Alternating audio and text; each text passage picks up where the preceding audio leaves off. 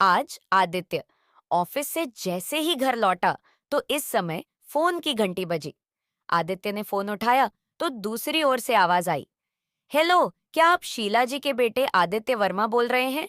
जी हाँ, मैं आदित्य बोल रहा हूँ। मैं आशीर्वाद वृद्धाश्रम से बात कर रही हूँ। आशीर्वाद वृद्धाश्रम का नाम सुनते ही आदित्य तुरंत बोला। जी बोलिए, क्या बात है? मेरी माँ तो ठीक है ना, उन्हें कोई तकलीफ तो नहीं है? आदित्य चिंतित स्वर में बोला। तो दूसरी ओर से आवाज आई। जी हाँ, आपकी माताजी बिल्कुल ठीक है, लेकिन हमें आपसे कुछ जरूरी बात करनी थी। दरअसल आपको बताना था कि हमारे वृद्ध आश्रम की जमीन सरकार द्वारा एक्वायर कर ली गई है। इसके बदले में हमें शहर से 10 किलोमीटर दूर जगह दी गई है। वहां वृद्ध आश्रम की बिल्डिंग बनाने का काम अभी पूरा नहीं हुआ है। उम्मीद है कि 1 महीने के भीतर यह काम पूरा हो जाएगा।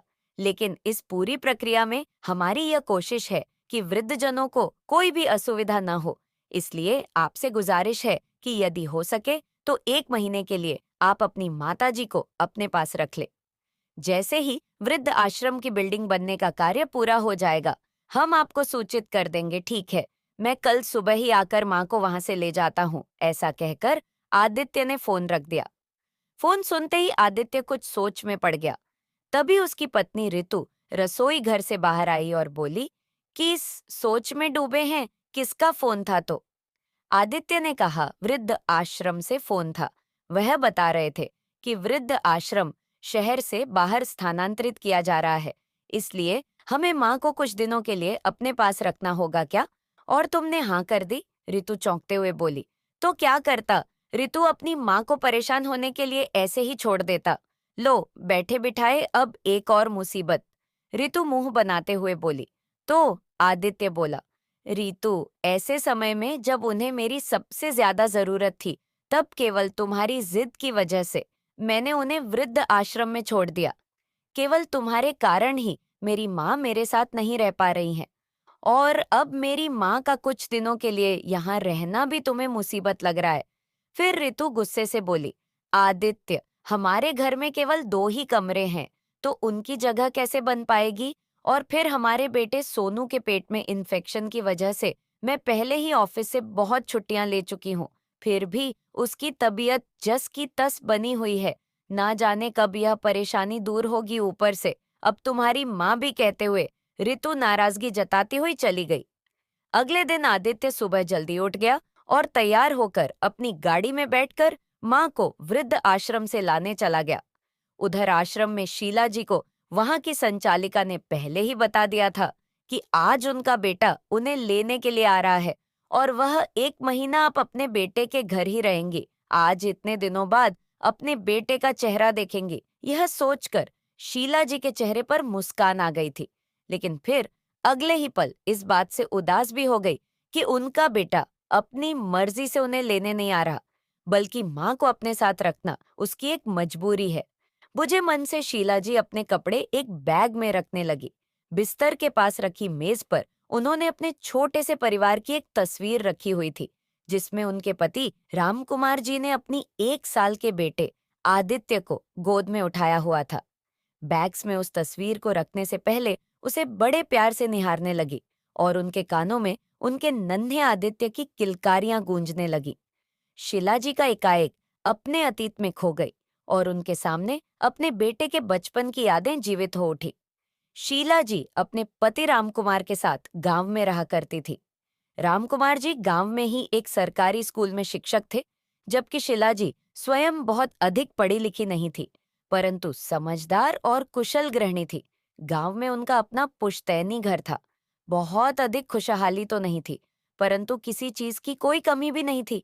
कमी थी तो बस यह कि शादी के 5 साल बीत जाने के बाद भी उनकी कोई संतान नहीं हुई थी। ना जाने कितने तीर्थ स्थलों पर माथा टेका, कितने मन्नतें मांगी, आखिरकार भगवान ने उनकी सुन ली और आदित्य के रूप में उन्हें संतान प्राप्ति हुई। माता पिता बड़े ही लाड प्यार से अपने बच्चों को पालने लगे थे। आदित्य तो अपनी माँ के बिना खाना भी नहीं खाता था। उसकी जरा सी रोने की आवाज सुनकर भी सारा काम का छोड़कर दौड़ी आती थी। शीला जी अपने बेटे को देखकर फुले न समाते थे। वह दोनों ओर सोचा करते थे कि रिटायरमेंट के बाद उनकी खूब सेवा होगी और वह दोनों बड़ी आराम से जिंदगी गुजारेंगे। पिता ने उसकी पढ़ाई में कभी पैसों की कमी नहीं आने दी। स्कूल के बाद उसने इंजीनियरिंग की पढ़ाई की और पढ़ाई पूरी होने के बाद एक अच्छी कंपनी में उच्च पद की नौकरी हासिल कर ली। अपने साथ काम करने वाली रितु को पसंद करने लगा और जल्दी दोनों ने शादी करने का फैसला कर लिया। रितु एक आधुनिक लड़की थी जो एकदम बिंदास प्रवृत्ति की थी। बचपन में ही उसकी माँ की मृत्यु हो गई थी और उसके पिता ने पढ़ाई लिखाई के लिए उसे हॉस्टल भेज दिया था और पढ़ाई समाप्त होने के बाद उसने नौकरी करनी शुरू कर दी। लेकिन इस दौरान वह कभी परिवार शब्द का मतलब भी नहीं जान पाई थी। जब आदित्य ने अपनी पसंद के बारे में अपने माता पिता को बताया तो शीला जी और रामकुमार जी ने अपने मन को यह सोचकर समझा लिया कि वक्त का ही तकाजा है। आजकल बच्चे अपनी पसंद से शादी करते हैं, इसलिए उन्होंने भी अपने बेटे की खुशी के खातिर इस रिश्ते के लिए हाँ कर दी। लेकिन रितु ने शादी होते ही आदित्य से स्पष्ट तौर पर कह दिया था कि उसे अपने जीवन में किसी की भी दखल अंदाजी पसंद नहीं है और ना ही वह गांव में रहना चाहती है। रितु की दो टूक बात सुनकर आदित्य हैरान रह गया था। उसने अपनी पत्नी को समझाने की बहुत कोशिश की, लेकिन वह नहीं मानी। शहर में रहने के इरादे से कुछ दिन बाद उन दोनों ने गुड़गांव के कंपनी में नौकरी ज्वाइन कर ली और अपने माता पिता को छोड़कर बड़े शहर में ही उन्होंने अपनी नई दुनिया बसा ली। गांव में शीला जी और रामकुमार जी मन महसूस कर रह गए। शीला जी सोचती थी कि कितने अरमान थे उनके कि बहू के आने पर वह उसे पर अपने प्यार और दुलार की बरसात करेगी, लेकिन सब अरमान धरे के धरे रह गए। धीरे धीरे समय बीतने लगा। उनका बेटा अब 2 बच्चों का पिता बन चुका था और रामकुमार जी अपनी नौकरी से रिटायर हो चुके थे। शीला जी और रामकुमार जी का बहुत दिल करता था कि वह अपने पोता पोती को खूब दुलार करे। कभी बच्चों से मिलने जाते भी तो 2-4 घंटे बिताकर आ जाते। लेकिन उनके बेटा बहू कभी उन्हें अपने साथ रहने के लिए नहीं कहते थे। लेकिन फिर भी दोनों गांव में एक साथ थे तो जीवन की गाड़ी सुचारू रूप से चल रही थी। परंतु एक दिन अचानक रामकुमार जी एक सड़क दुर्घटना की चपेट में आ गए और वहीं उनकी मृत्यु हो गई। और उसी दिन शीला जी को तो जैसे दुनिया उजड़ गई, वह तो एकदम टूट ही चुकी थी। पिता की मृत्यु की खबर सुनते ही आदित्य तुरंत अपनी पत्नी और बच्चों को लेकर गांव पहुंच गया और सारी रस्में निभाई। उनकी बहू रितु तो औपचारिकताएं निभाकर 4 दिन बाद ही बच्चों को लेकर वापस गुड़गांव लौट गई थी, जबकि आदित्य 15 दिन गांव में ही रुका था। सब कुछ तरीके से निपटाकर यह कहकर वापस गुड़गांव चला गया कि जल्दी ही मां को अपने साथ ही गुड़गांव ले जाएगा। एक दिन पड़ोसन हाल चाल पूछने आई तो बातों ही बातों में शीला ने उन्हें बताया कि अब उनका बेटा उन्हें अपने साथ ही शहर ले जाएगा। तो पड़ोसन बोली, अरे शीला, तुम भी क्या बात करती हो? अगर लेकर जाना होता तो पहले न ले जाता। भाई साहब को गए, कितने दिन बीत गए और आजकल की बहू को भी कहाँ पसंद है। सास ससुर के साथ रहना, कोई अखबार वगैरह पढ़ती हो या नहीं, आजकल के बच्चे अपने माँ बाप को अपने साथ रखना नहीं चाहते। ज्यादा हुआ तो कुछ पैसे देकर अपने करते हुए की इतनी श्री कर लेते हैं। यह बात सुनते ही शिलाजी चौंक गई, लेकिन फिर अपने दिल को समझाते हुए बोली, अरे नहीं, मेरा बेटा ऐसा नहीं है, वह मुझे लेने जरूर आएगा। इस दौरान आदित्य कभी कभार अपनी माँ से मिलने आ जाया करता था, लेकिन इस साल शायद काम की व्यवस्था के कारण 6 महीने बीत गए थे। वह उनसे मिलने के लिए नहीं आया था। तभी पीछे से आवाज आई, माँ कैसी हो? और आदित्य अपनी माँ को लेकर घर आ गया। जैसे ही आदित्य की पत्नी ने दरवाजा खोला, सामने सास को खड़ा देखकर वे मन से उनके पैर छुए और बोली, अंदर आइए मांझी। तभी बच्चे आवाज सुनकर बाहर आ गए। भाई सोनू बोला, अरे देख तो हमारे घर पर मेहमान आए हैं। तभी पीछे से आदित्य आया और मुस्कुराते हुए कहने लगा, बेटा, यह कोई मेहमान नहीं है, यह तुम्हारी दादी माँ है। जब तुम छोटे से थे तब इनसे मिले थे। चलो जल्दी पैर छुओ, आशीर्वाद लो। अपने पोता पोती से मिलकर शीला जी फुली न समा रही थी। उन्होंने बच्चों को अपने सीने से लगाकर खूब लड़दुलार किया और गुड़िया को तो अपने गोदी में ही बिठा लिया और बच्चों के साथ हंसते बतियाने लगी। लेकिन उधर अंदर ही अंदर रतु के कलेजे पर सांप लौट रहे थे। उसे समझ में नहीं आ रहा था कि 2 कमरों के फ्लैट में वह अपने सासू माँ के रहने की व्यवस्था कहाँ करे। मन ही मन उसे अपने पति पर गुस्सा भी आ रहा था कि अगर माँ को वृद्ध आश्रम से लेकर आना इतना ही जरूरी था, तो उन्हें गांव क्यों नहीं छोड़कर आ गए। यहाँ मेरे सिर पर बैठाने की क्या जरूरत थी। शीला जी अपनी बहू का स्वभाव जानती थी।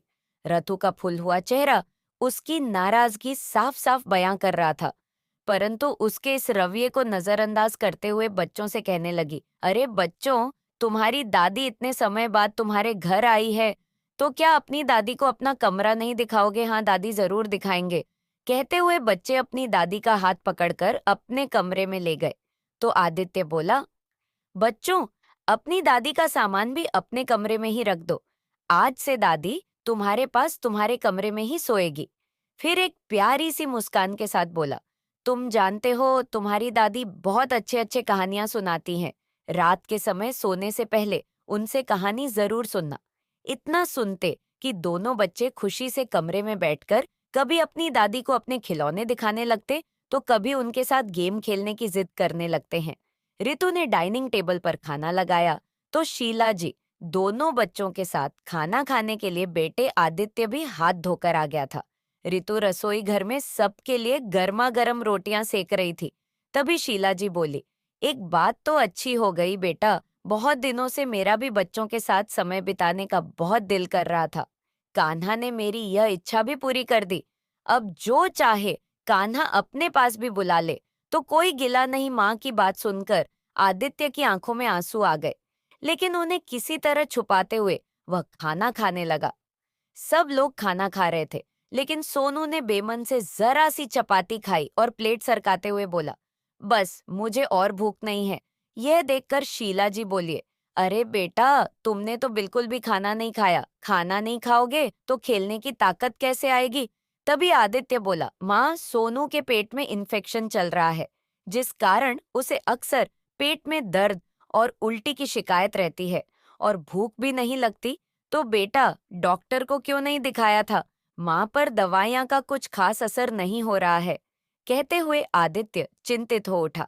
रात के समय शीला जी के सोने की व्यवस्था बच्चों के कमरे में ही कर दी गई। बच्चे दादी के आने के बाद से बहुत खुश थे। सोने से पहले शीला जी उन्हें माखन चोर कान्हा जी की कहानी बड़े प्यार से रोचक ढंग से सुनाई। दोनों बच्चे बड़े ही ध्यान से दादी से कहानी सुनने लगे। शीला जी को आए अभी एक दिन भी नहीं हुआ था कि दोनों बच्चे उनसे बहुत अच्छे से घुल मिल गए थे। अगले दिन जब ऋतु उठी तो देखा घड़ी में 7 बज रहे थे।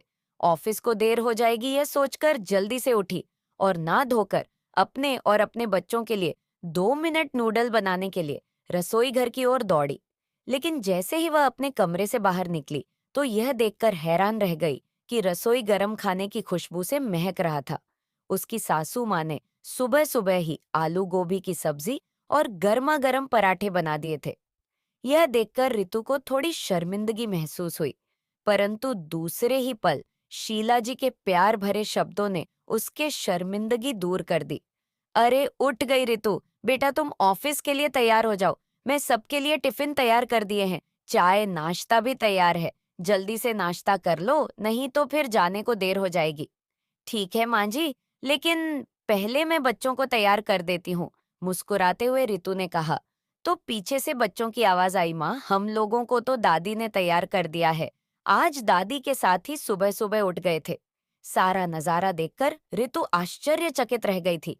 ऑफिस में लंच टाइम हुआ तो रितु ने अपना टिफिन खोला, लेकिन उसके टिफिन को देखते ही उसके सहकर्मी हैरान रह गए और बोले, कमाल है रितु, आज तुम नूडल्स या सैंडविच की वजह पराठे और सब्जी लेकर आई हो, और इतना मनमोहक खुशबू आ रही है कि खाने को मन ललचा रहा है। लेकिन तुम्हारी जीवन शैली में इतना परिवर्तन आया कैसे? क्योंकि तुम्हें तो सुबह सुबह खाना बनाने का समय ही नहीं मिलता। तभी रितु बोली, दरअसल बात यह है कि कुछ दिनों के लिए मेरी सासू माँ हमारे घर रहने आई है। ये सब उन्होंने ही बनाया है। रितु और उसकी सहकर्मियों ने देसी घी के पराठे और चटपटे आलू गोभी की सब्जी का आनंद लिया, और यह सब वाह करते हुए उंगलियां चाटते ही रह गए। शाम के समय जब रितु और आदित्य घर लौटे तो उस समय तक बच्चे भी आ चुके थे। रतु के आते ही गुड़िया बोली, मम्मी, आज हमें स्कूल में टिफिन खाने में बहुत मजा आया। हर रोज मैगी नूडल्स और सैंडविच खा खा कर हम लोग बोर हो गए थे। फिर सोनू ने कहा, मम्मी, आज मैंने अपना टिफिन पूरा खत्म कर दिया और मुझे पेट में दर्द भी नहीं हुआ। सच? सोनू की तबीयत में सुधार रितु और आदित्य को सोचते हुए बोले। तभी शीला जी सोनू को सहलाते हुए बोली, और आगे से कभी दर्द होगा भी नहीं। अब देखना, तुम बिल्कुल ठीक हो जाओगे अपने बच्चों को। दादी माँ का बहुत प्यार मिलते देख आदित्य बहुत खुश था। शीला जी ने देखा कि दोनों बच्चे थोड़ी थोड़ी देर बाद बाजार के चिप्स और बिस्कुट के डिमांड करते थे, तो उन्होंने बच्चों के लिए घर पर ही देसी घी और आटे की पिनिया, आलू के चिप्स और नमकीन मठरी बनाकर रख दिए। दादी के बने इन स्नैक्स के आगे अब बच्चों को पैक फूड बेकार लगने लगा था, और साथ ही उनके सेहत में भी सुधार हो रहा था। उधर सासू माँ के आने से रितु को तो जैसे बच्चों की चिंता ही नहीं रही थी। बच्चों के स्कूल से आने के बाद शीला जी उनकी खूब संभाल करती, गर्मा गर्म खाना बनाकर खिलाती। अब घर में रेडी टू ईट खाने के पैकेट आने बंद हो गए थे। सब लोग घर पर बना गर्मा गर्म और ताजा खाना खाने लगे थे। जो बच्चे पहले स्कूल से आते ही टीवी या मोबाइल में व्यस्त हो जाते थे, वह बच्चे अब अपनी दादी माँ के साथ समय बिता रहे थे। सुबह के समय तो स्कूल जाने की जल्दी होती थी, लेकिन शाम के समय में दोनों रोजाना दादी के साथ सोसाइटी में बने मंदिर में जाने लगे।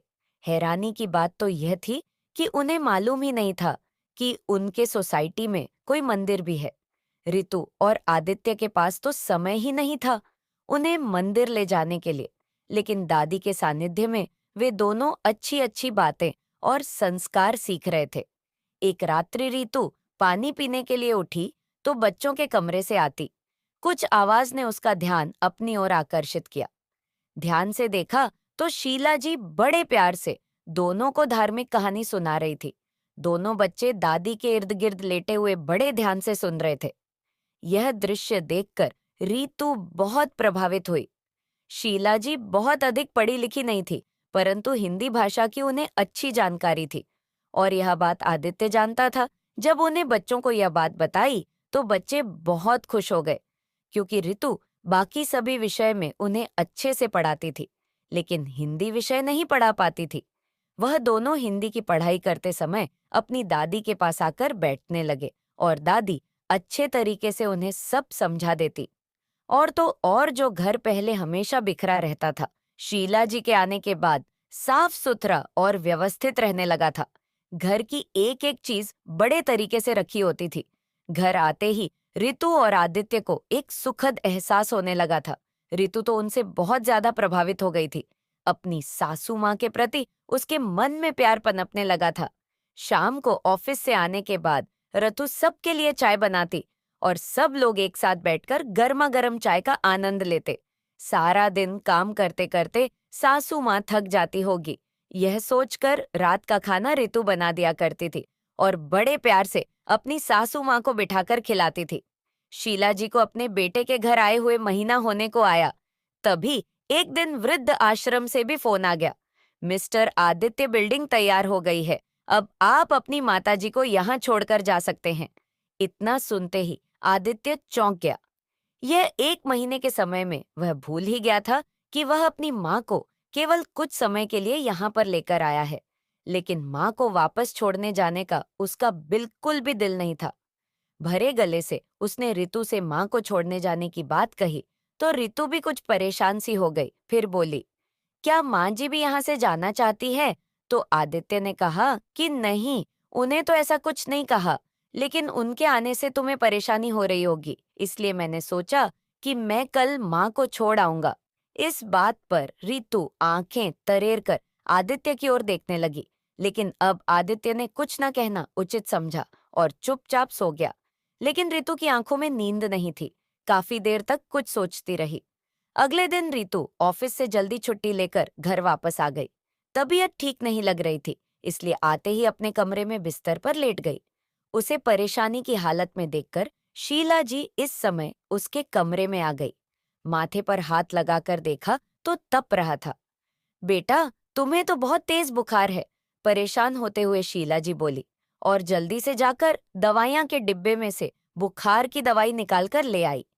दवाई देकर उसके माथे पर ठंडे पानी के पटिया रखने लगी। थोड़ी ही देर में बुखार कम हो गया तो शीला जी तुलसी और अदरक वाली चाय बनाकर ले आई। रतु का बुखार तो थोड़ी देर में उतर गया था, लेकिन उसकी आंखों में लगातार आंसू बहते जा रहे थे। अब तक आदित्य भी घर लौट चुका था, लेकिन रीतु को क्या परेशानी है, शीला जी के समझ में नहीं आ रहा था। बिना कुछ बताए बस रोती जा रही थी। लेकिन शायद आदित्य रतु के रोने का कारण जानता था, इसलिए जानबूझकर उसने अपने माँ को वृद्ध आश्रम छोड़ने के लिए उनका सामान पैक करना शुरू कर दिया। तभी ऋतु अपनी सासू माँ को लिपट कर फूट कर रोने लगी और बोली, माँ की मुझे माफ कर दीजिए, आपके प्यार समझने में मैं बहुत देर कर दी। बचपन से ही ईश्वर ने मुझे माँ के प्यार से वंचित रखा, और जब सासू माँ के रूप में मुझे माँ मिली तो मैं आपकी ममता को पहचान ही नहीं पाई। ऐसा निस्वार्थ प्रेम तो केवल एक माँ ही अपने बच्चों के साथ कर सकती है। अपनी बहू रथु के मुंह से अपने लिए प्यारे शब्द सुनकर शीला जी भाव विभोर हो गई और उनकी आंखों से आंसू बह निकले। तभी ऋतु बोली, माँ जी, अब आप अपनी इस बेटी को छोड़कर कहीं नहीं जाएगी, यही हमारे साथ रहेगी। इस आधुनिक जीवन के भाग्य दौड़ में मैं आज तक समझ ही नहीं पाई थी कि हमारे बड़ों का हमारे जीवन में कितना महत्व है। दादा दादी द्वारा दिए गए संस्कार और शिक्षा का बच्चों के जीवन पर कितना सकारात्मक प्रभाव पड़ता है, यह मैंने आपके साथ रहने के बाद देखा। सच कहूँ तो परिवार शब्द का अर्थ भी मुझे आपके साथ रहने के बाद ही पता चला। माँ जी, अब तो मुझे भी आपसे तरह तरह के पौष्टिक पकवान बनाने सीखने हैं। अब तो मैं आपको कहीं नहीं जाने दूंगी, ऐसा कहते हुए उसने अपनी सासू माँ के गले में अपनी बाहों डाल दी और रोने लगी। चल हट पगली, इतना भी कोई रोता है क्या? शीला जी ने उसे बड़े प्यार से डांटते हुए कहा और उसकी आंखों से आंसू पोंछते हुए बोली, अपनी बहू से इतना प्यार पाने के बाद में उसे छोड़कर कैसे जा सकती हूँ? तभी पीछे से दोनों बच्चे आए और दादी माँ के टांगों में कस कर लिपट गए। फिर शरारती लहजे में बोले, जाना भी चाहेंगे तो भी हम नहीं जाने देंगे दादी। अब हम आपको नहीं छोड़ेंगे। बच्चों की इन बातों से घर का माहौल खुशनुमा हो उठा। और आखिर इंसान भगवान से औलाद क्यों मांगता है? इसलिए कि बुढ़ापे में बच्चे उनकी लाठी बने और जिंदगी का आखिरी दौर अपने पोते पोतियों के साथ मस्ती खेलते गुजर जाए।